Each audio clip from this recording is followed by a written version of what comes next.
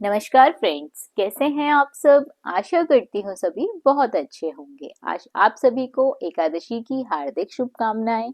आज मैं आपको इस वीडियो के माध्यम से 11वें अध्याय पोष माह की कथा का सुनाने जा रही हूँ। कथा के अंत तक जरूर बने रहें ताकि आपको भी पुण्य फलों की प्राप्ति हो सके।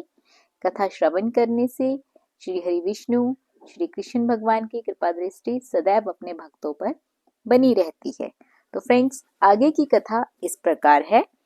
नारद जी बोले, हे महामुनि, उस कन्या ने बड़ी कठोर तपस्या प्रारंभ कर दी जिसे मुनि लोग भी करने में कठिनता अनुभव करते हैं।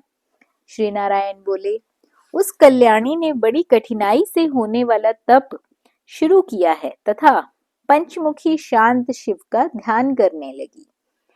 गर्मी में प्रचंड धूप में अग्नि के बीच में बैठकर और हेमंत तथा शीत ऋतु में ठंडे जल में बैठकर वह तपस्या करती थी।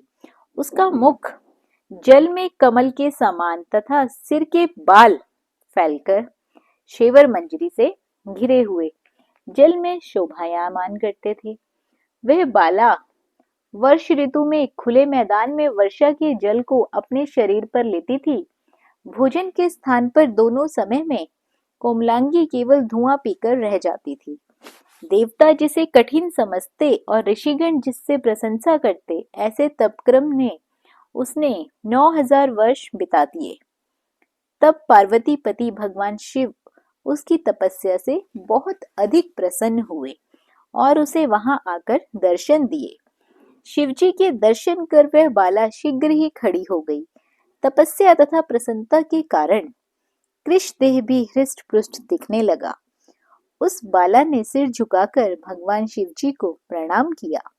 संसार पूज्य भगवान शिव का मानसिक पूजन किया तथा भक्ति पूर्वक इस प्रकार स्तुति करने लगी, हे पार्वतीनाथ, आपको मेरा नमस्कार है।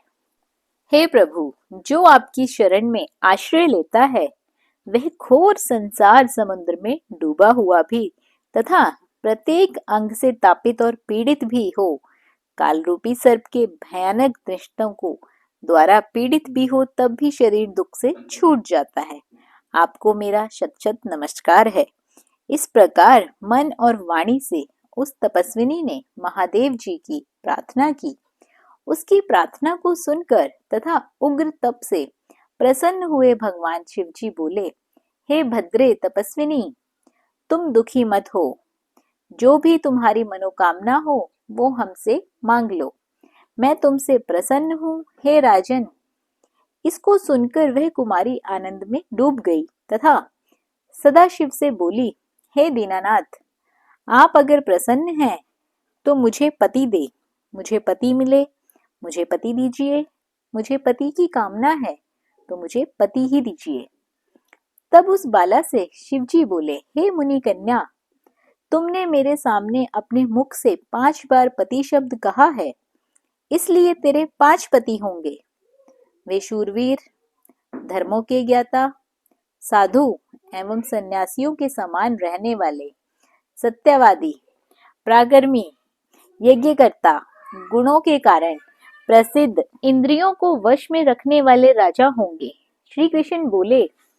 श्री शिवजी का यह अप्रिय वचन सुनकर वह बाला झुककर कतार स्वर में बोली, हे सदाशिव, गिरिजाकांत, संसार में इस प्रकार मेरा उपहास न कराइए, क्योंकि प्रत्येक स्त्री का एक ही पति होता है। 5 पतियों वाली एक स्त्री कहीं ना हुई है, ना होगी, न मैंने सुनी है, ना देखी है। हे कृपा निधान, आपके सामने इस प्रकार कहना योग्य तो नहीं है, इससे क्षमा चाहती हूँ। हे प्रभु, मैं आपकी शरण में हूँ। इसे सुनकर भगवान शंकर कहने लगे, हे भीरू, तुम डरो नहीं। आगे के जन्म में तपस्या के बल से तू माँ के गर्भ द्वारा उत्पन्न नहीं होगी। उसी जन्म में तुझे ये 5 पति प्राप्त होंगे। उन पतियों के साथ अनेक सुख भोगकर तू परम पद को प्राप्त होगी। शिवजी ने कहा, हे पुत्री, पुरुषोत्तम मास भगवान का सबसे प्यारा महीना है। तूने उसका नियम पालन नहीं किया है। श्री कृष्ण भगवान ने अपना ऐश्वर्य प्रदान करने के लिए इसे बनाया है। ब्रह्मादि देवता, नारद तथा मैं जिसकी आज्ञा का पालन करते हैं, उनकी आज्ञा भला कौन टाल सकता है। हे मूढ़े, तूने संसार पूज्य इस मास का व्रत का पालन नहीं किया। हे ब्रह्मांड पुत्री, इसी कारण तेरे 5 पति होंगे।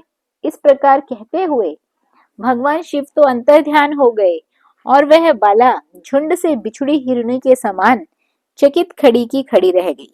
तो फ्रेंड्स, ये था पोष माह कथा का अध्याय 11। अगली कथा में फिर मिलेंगे अध्याय 12 के साथ। वीडियो पसंद आई हो तो वीडियो को लाइक और शेयर अवश्य करें, और यदि आपने पिछले अध्याय नहीं देखे हैं तो लिंक आपको डिस्क्रिप्शन बॉक्स में दे दिया गया है, आप लोग वहां से देख सकते हैं। चैनल पर पहली बार आए हैं तो चैनल को सब्सक्राइब करना बिल्कुल ना भूलिए, साथ ही बेल आइकन के बटन को दबा लीजिए, जिससे हमारी आने वाली वीडियोस की नोटिफिकेशन सर्वप्रथम आपके पास पहुंचे। बने रहिए आपके अपने YouTube चैनल अंकित वास्तु ज्ञान में। धन्यवाद।